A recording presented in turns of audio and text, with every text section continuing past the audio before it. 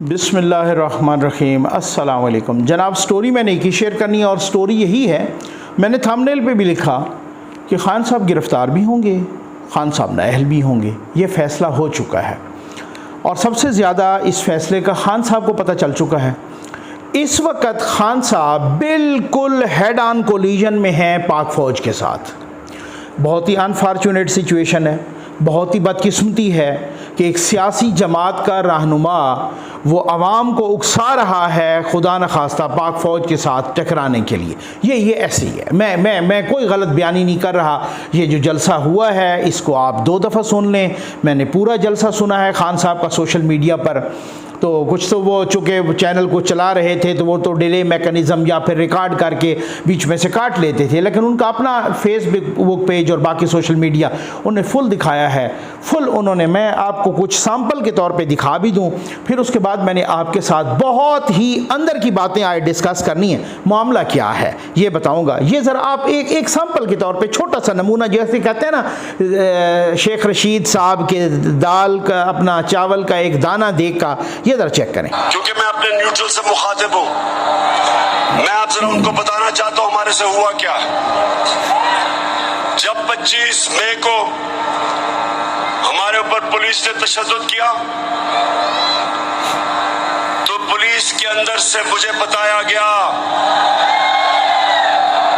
Police के अंदर से मुझे बताया गया कि जनाब ये पीछे से हमें हुक्म था, यानी कि न्यूट्रल्स का प्रेशर था कि इनको फंडा लगाओ। जरा सुनते जाए, मैं इस मुल्क के अंदर मेरा जीना मरना है, मैं कोई बाहर नहीं भागूंगा, मेरी कोई बाहर जगह नहीं है, मेरा जीना मरना यहाँ है। और शायद बाकियों से ज्यादा मुझे इस मुल्क की फिक्र है। तो मुझे ये कहा गया कि ना जनाब हमारे पीछे से प्रेशर है।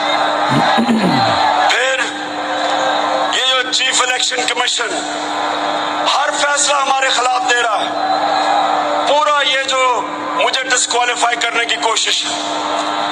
अंदर से पैगाम आता है कि जी मैं तो वो तो कुछ नहीं कर रहा, पीछे से प्रेशर है बूट का। अब आप अंदाज़ा कीजिए, खान साहब बहुत ही शातिर अंदाज में इदारों को लड़ाने की कोशिश कर रहे हैं। खान साहब बहुत ही शातिर अंदाज में बहुत कुछ करने की कोशिश कर रहे हैं। ये क्या है?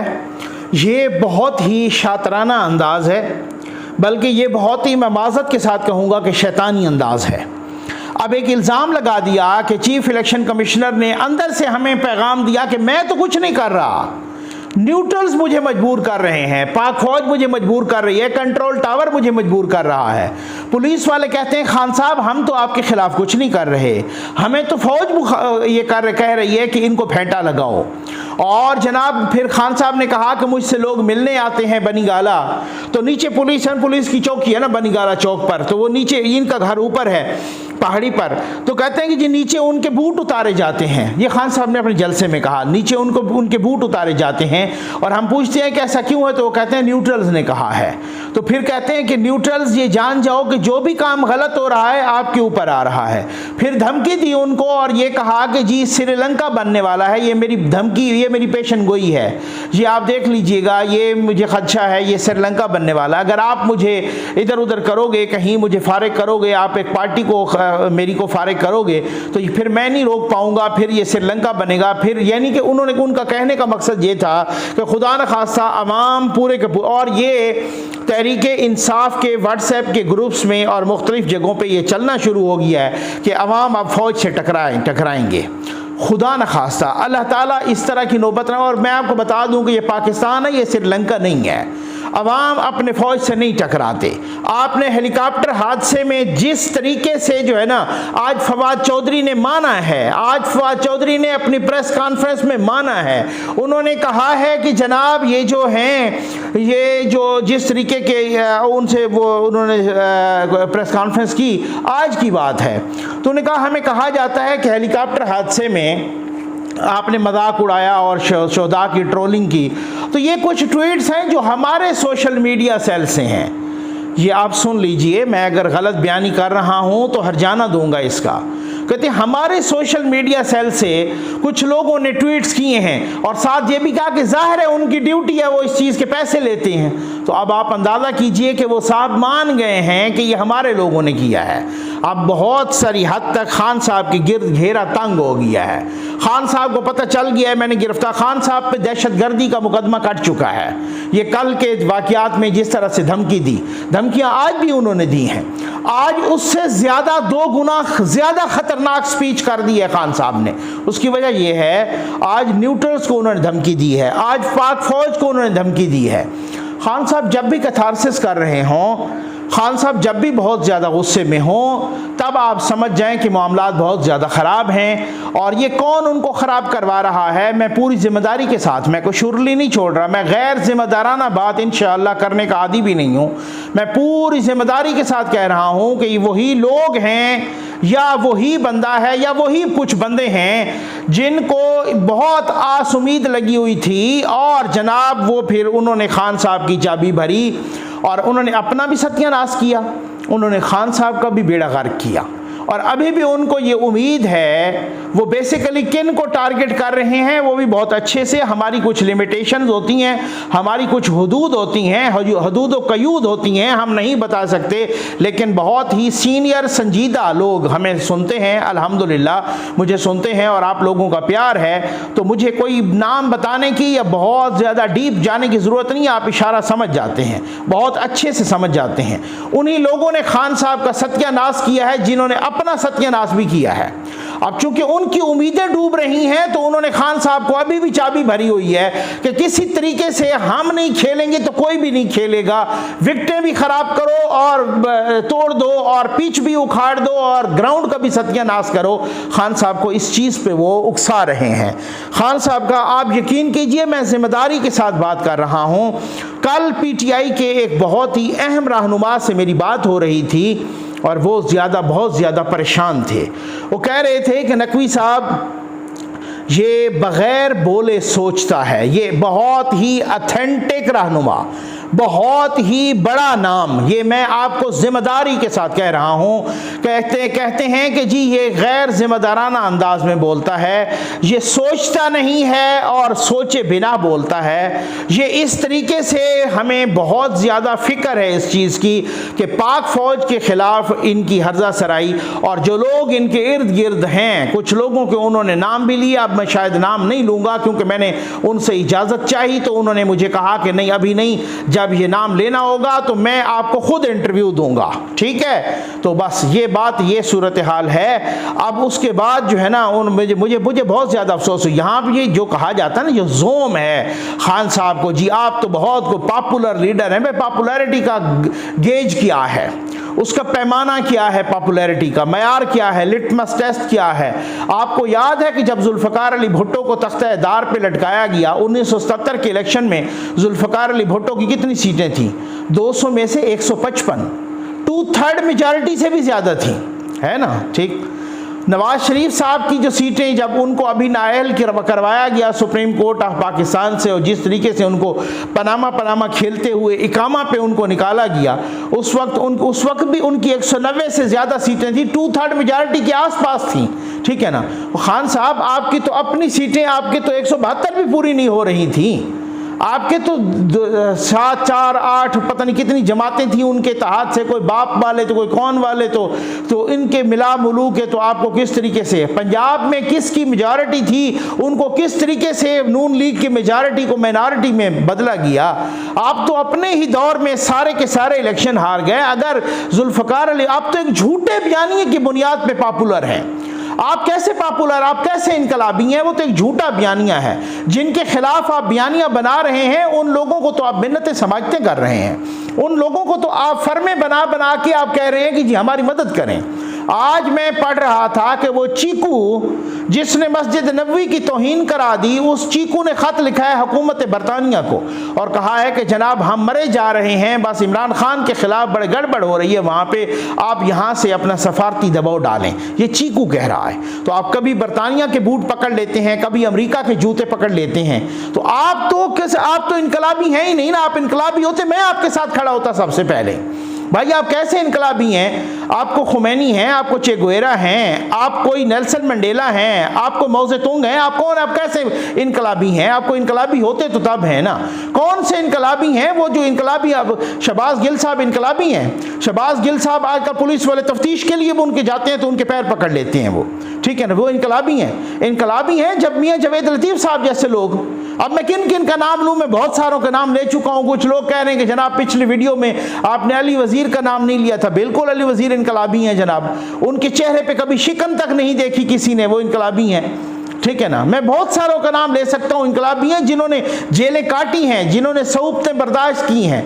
ये इनकलाबी हैं कि जनाब वो खाने, ये आप वीडियो आपके सामने चल रही है जहाँ वो खाना मांग रहे हैं साहब, वो कह रहे हैं मटन ला दो या कुछ भी ला दो। ये उसकी नई ताज़ा वीडियो है, आपने देखी होगी डेफिनेटली। मटन ला दें या कुछ भी, पुलिस वालों के साथ गप्पे मार रहे हैं और जनाब वो बावर्ची के साथ भी, और वो बाहर से खाना मंगवा रहे हैं, मटन भी मंगवा रहे हैं और खा रहे हैं। शहबाज गिल ने असल में बहुत कुछ उगल दिया है। मुझे नहीं लगता कि शहबाज गिल की, अगर पहली बात तो ये इतनी जल्दी उनकी जान खलासी हो नहीं सकती, और अगर हो भी गई आप यकीन कीजिए शहबाज गिल इस मुल्क में रहने के अब काबिल नहीं रहा। क्यों? उसकी वजह क्या है? अफसोस का मकाम है मुझे। मैं ये वीडियो कभी भी ना दिखाता, लेकिन चूंकि ये वीडियो वायरल हो गई है, ये उनके अपने यूट्यूब चैनल पे भी चल गई है और ये सोशल मीडिया पर, ट्विटर पर, फेसबुक पर वगैरह पर चल गई है, क्योंकि उसकी वजह यह है कि मेरा संजीदा प्रोग्राम होता है। मैं कभी भी ऐसा नहीं चाहूँगा, लेकिन ये जमील फ़ारूकी साहब हैं, ये जिस तरीके की ज़बान इस्तेमाल कर रहे हैं, जिस तरीके की लफंगा तलंगा बाजारी किस्म की लैंग्वेज इस्तेमाल कर रहे हैं, साथ ये भी कह रहे हैं कि मेरी फ़ीमेल सिस्टर्स हैं उनसे माजरत, क्योंकि वो भी सुन रही हैं। पता नहीं मेल सिस्टर कौन सी होती हैं, फीमेल सिस्टर हैं। ये इन लोगों का मयार है, ये ज़रा सुन लीजिए। ये मैं I am very sorry again, माजरत, मुझे इस किस्म की ये वीडियो चलानी पड़ी, ये क्लिप जो है ना आपको सुनाना पड़ा। इसके बाद शहबाज गिल कहीं मुंह दिखाने के काबिल रहेगा? कहीं पर वो बेचारा, वो जो है ना किसी को फेस करने के, वो तो घर वालों को फेस करने के काबिल नहीं रहेगा। अल्लाह तुम्हारा सत्यानाश करे, तुमने एक झूठ पर उसकी ऐसे इज्जत को तार तार किया। ये आप जरा सुन लीजिए, फिर उसके बाद लानत भेजिए। ये कौन परवान चढ़ाई है इमरान खान ने, ये देखो जरा। मिर्च के बड़े बड़े डंडे उनके ऊपर मिर्चें लगा के ना दिन में 2 दफा उनको उनके सेंसिटिव ऑर्गन्स के अंदर उनको घुसेड़ा गया है। आई एम सॉरी, मेरी फीमेल सिस्टर्स भी देख रही होंगी, मेरी फैंस देख रही होंगी, मैं उनसे माजरत के साथ, क्योंकि हम सब एडल्ट्स हैं, हमें पता है कि किस तरह का 3rd डिग्री टॉर्चर हुआ करता है। फिर इसके ऊपर मोहर तस्दीक शब्द कर दी गई, ये कहकर कि इनका जिनसी इस्तेसाल भी हुआ है। यानी वहां पर मौजूद जो मुच्छर 3rd क्लास सिपाही थे, उन्होंने गौल दर गौल मुबैना तौर पर गिल साहब के साथ जिनसी बदफे। अब आप अंदाज़ा कीजिए, गिल साहब बाहर निकल के कुरान भी उठाए ना, लोग तब भी उनकी बात पे एतमाद नहीं करेंगे कि नहीं भाई, ये वीडियो उसका पीछा करेगी सारी ज़िंदगी के लिए। इमरान खान का वो बयान पीछा करेगा सारी ज़िंदगी के लिए कि इसके साथ जिनसी ज़्यादती हुई है। ये किस तरह के लोग हैं? ये वो कहते हैं ना कि दाना दुश्मन से नादान दोस्त ज़्यादा ख़तरनाक होता है, जो आपकी इज़्ज़त को तार तार करता है, जो आपकी जान का दुश्मन होता है। आप यकीन कीजिए, मैंने इस पर पूरी रिसर्च की, बहुत कुछ बाकी दोस्तों से भी बात की, पता नहीं किन किन से बात की। शहबाज गिल के साथ कोई जिनसी ज़्यादती नहीं हुई, लेकिन चूंकि इन्होंने अपना मकसद पूरा करना था, ये वो लोग हैं जो दुश्मन की मुर्गी मारने के लिए अपनी दीवार को धक्का दे देते हैं, अपनी दीवार को गिरा देते हैं। ये इस तरह के खुद गर्ज लोग हैं। ये वो लोग हैं जो खुद अपना मकसद पूरा करने के लिए इन्होंने गिल की ज़िंदगी तबाह बर्बाद करके रख दी, उसकी इज्जत को तार तार कर। अब भले कोई कहता रहे कि यार उसकी इज्जत पहले कौन सी थी, लेकिन फिर भी होता है, फिर भी इस तरीके से कुछ लोग होते हैं। बाज़-औक़ात कुछ लिमिट होती है, कुछ रेड लाइंस होती हैं। हमने देखा है आमिर लियाकत को, अब अल्लाह बख्शे उनके ख़िलाफ़ मैं कोई बात नहीं करना चाहूँगा, क्योंकि उनकी ज़िंदगी में उनके बहुत सारे अफ़ाल से, उनके बहुत सारे अक़वाल से, उनके बहुत सारी चीज़ों से मुझे ज़ाती तौर पर इख्तलाफ था, शदीद इख्तलाफ था, आपको भी होगा, लेकिन वो फौत हो गए हैं, हम यही कह सकते हैं, अल्लाह बख्शे। तो लोगों को समझ ही नहीं आई कि यार ये बंदा इतना सेंसिटिव हो सकता है कि इसकी ड्राइंग रूम की जब वीडियोस ये वायरल होंगी तो ये इस तरीके के दिल को लगा लेगा कि उसी तरीके से उसके हार्ट फेल हो जाएगा, या पता नहीं क्या मसला था। अब बात ये है कि बहुत सारी चीज़ खान साहब को समझ आ गई है। खान साहब को पता चल गया है कि अब मैं काबिल कबूल नहीं हूँ, और अगर वो काबिल कबूल नहीं है तो उन्होंने कहा है मैं नहीं तो फिर कोई भी नहीं। और ये उनको कौन चाबी भर रहा है, ये मैं जिम्मेदारी के साथ कह रहा हूँ, वही जिनकी अपनी उम्मीदें खाक में मिल गई हैं। और ये तमाशा लगा रहेगा। उम्मीद है कि प्राइम मिनिस्टर ऑफ पाकिस्तान, ये जैसे कहा गया है बहुत सारी चीज़ों में और बहुत सारे लोगों ने, बहुत सारे बाखबर ज़राए ने, कि सितंबर के तकरीबन मिड या आखिर तक इस चीज़ का फैसला हो जाएगा। तब तक ये तमाशा लगा रहेगा और ये उभरेगा, ये बढ़ेगा, बहुत ज़्यादा ये बढ़ेगा। बहुत फूंक फूंक के कदम रखा जा रहा है, इदारे भी फूंक फूंक के कदम रख रहे हैं, हुकूमत भी, बहुत सारे लोग फूंक फूंक के कदम रख रहे हैं। खान साहब बिल्कुल एक अंत पे आ गए हैं।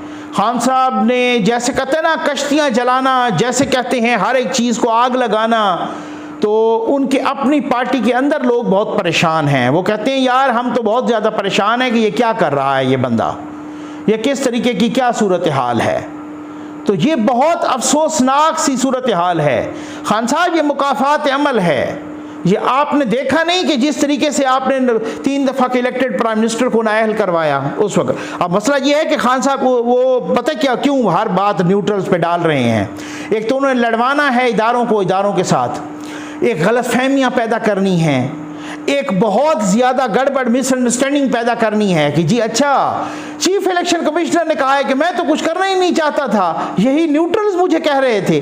पुलिस कहती है कि खान साहब हम तो आपके दीवाने हैं, यही फौज हम पे दबाव डाल रही है। ये चालाकी से लड़वाना चाह रहा है। और दूसरा माफ़ कीजिएगा, क्योंकि इनके ज़माने में न्यूट्रल्स ने, उस वक़्त के न्यूट्रल्स ने इनके लिए क्या कुछ नहीं किया, इनको ट्वीट्स तक डिलीट करा के दिए। मुझे याद है एक खातून सहाफ़ी ने ट्वीट किया, खान साहब ने कहा इसको डिलीट करवाओ। उसको धमकी दी गई किन की जानिब से, जो खान साहब के बहुत करीब थे न्यूट्रल्स, उनकी जानिब से इसको ट्वीट को डिलीट करो नहीं तो तुम्हारी ऐसी की तैसी फेर देंगे।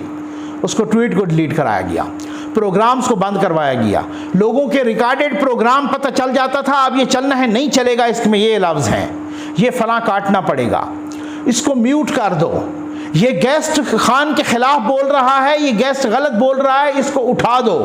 कई दफ़ा कह देते थे कि सर टेक्निकल फॉल्ट आ, वो गेस्ट ये संजी पे होता था, सर टेक्निकल फॉल्ट आ गया है, हम आपको नहीं ले सकते। वो कहते यार फ़ोन पे ले लो, कहते नहीं सर वो फ़ोन की लाइन भी ख़राब हो गई। उनको समझ आ जाती थी यार कि कौन मना कर रहा है, क्योंकि खान साहब को पता है न्यूट्रल ने क्या किया।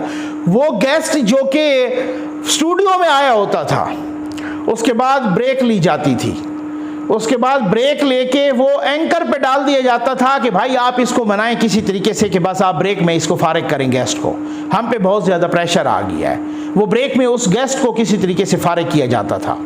बादौक़ात तो एंकर बहुत बिगड़ पड़ता था कि यार ये क्या तमाशा है कि गेस्ट हम इतनी मेहनत समाजत करके स्टूडियो में लाए हैं, लेकिन वो चूँकि हुक्म था, जबर था, एक किस्म का डिक्टेटरशिप था, इस वजह से। तो ये खान साहब को आदत है, खान साहब को पता है, मालूमात हैं, और उनकी बुनियाद पे वो गैस करके आज वो कह रहे हैं हम न्यूट्रल हैं, और उनकी बुनियाद पे वो गैस करके आज वो कह रहे हैं कि शहबाज गिल को भी फेंटा यही लगवा रहे हैं, हमें भी फेंटा इन्होंने लगवाया, मुझे डिस्क्वालीफाई भी यही करवा रहे हैं। खान साहब आप अपनी आदतों की वजह से डिस्क्वालीफाई हुए। आपको किसने कहा था आप आरिफ नकवी से फंडिंग लो?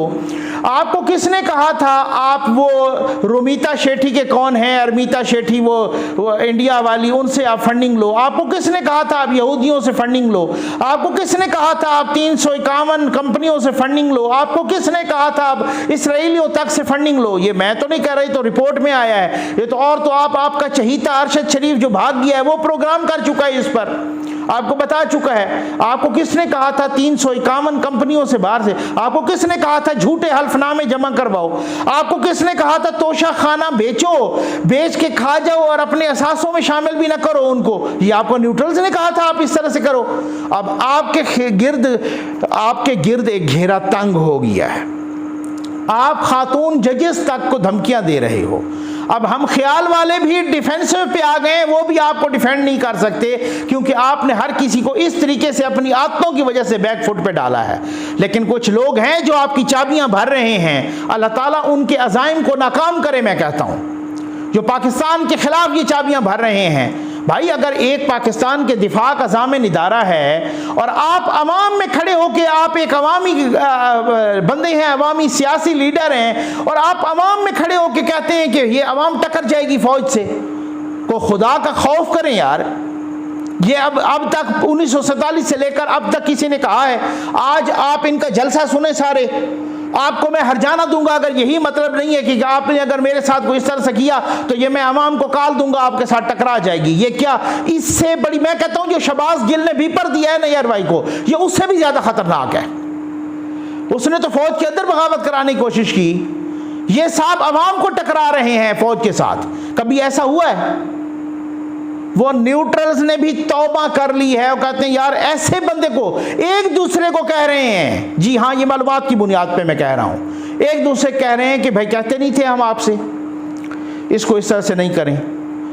ये बात नहीं है कि आप पूरा ऊधम मचाएं। कोई आपको, ना तो सऊदी आपके साथ चलने के लिए तैयार है सर, ना अमेरिका आपके साथ चलने के लिए तैयार है, ना चाइना आपके साथ चलने के लिए तैयार है, ना यूरोप आपके साथ चलने के लिए तैयार है, कोई आपके साथ ना तो पाक फौज आपके साथ चलने के लिए तैयार है जो आपने हालत और हशर कर दिया है, ना ही इदारे आपके साथ चलने के लिए तैयार हैं, ना ही ये अवाम का क्या, आपका क्या ख्याल है अवाम आपके कहने पे पाक फौज से टकरा जाएगी? ऐसा कभी भी नहीं होगा। ये जलसों में अवाम का आ जाना, वसाइल का इस्तेमाल करना, वो जनाब चौधरी परवेज़ लाई के वसाइल भी इस्तेमाल करें और जनाब वो शेख रशीद भी लाएँ और KPK से भी आएँ और इधर उधर से भी आएँ, सारा बड़ा जलसा कर लेना वो एक और बात है। आपने देख नहीं लिया, आप वो बंदे नहीं हैं जो तहम्मुल मिजाज हों, जो इस्तिकामत वाले हों, जो बड़े पाकिस्तान के सोचने वाले हों।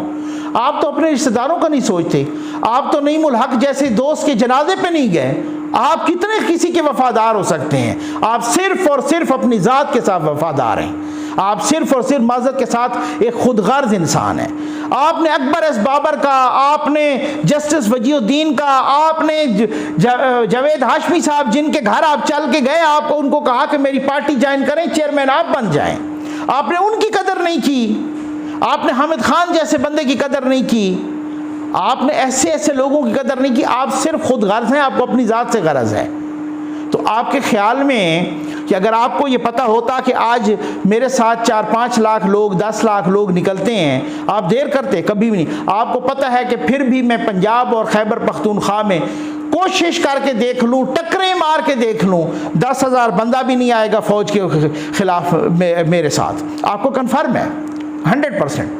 जलसा करना और बात होती है, ये श्रीलंका नहीं है कि आप कहें कि ये श्रीलंका है खुदा न खास्ता और ये पाकिस्तान श्रीलंका हो जाएगा और मैं फौज के साथ अवाम को टकरा दूंगा। ये आपका गलीज़ अज़ाइम कभी भी पूरे नहीं होंगे। उम्मीद है आपको वीडियो पसंद आई होगी। आपका बहुत बहुत शुक्रिया।